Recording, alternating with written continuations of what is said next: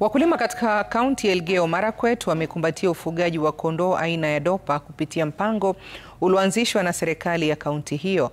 Mpango huo unalenga kuimarisha sekta mbalimbali za kilimo, huku wafugaji wakisema kwamba gharama ya kufuga kondoo hao ni ya chini ikilinganishwa na aina nyingine za mifugo.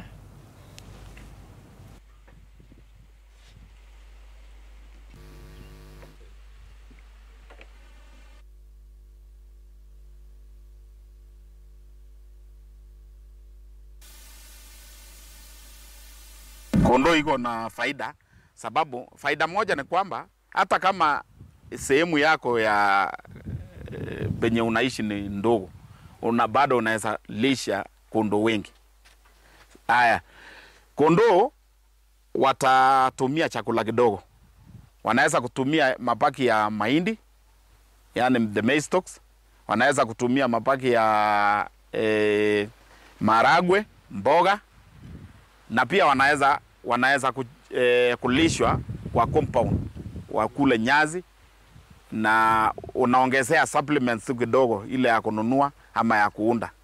Kondoo ni vizuri kwa sababu kwa mwaka inazaa mara mbili. Hii kondoo inanisaidia kwa sababu sasa nikiwa na wanafunzi sisikii hiyo, kwa sababu nikiuza kondoo kama 10 inaweza hiyo kama 150,000. Nikipata hizo pesa watoto wameenda shule.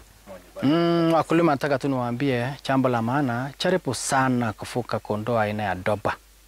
Dorper ni mzuri kwa sababu hata kondoo kisha saliwa tu mwezi 3 hiyo uko na pesa 10,000 plus, kwa sababu kondoo ya Dorper iko na pesa.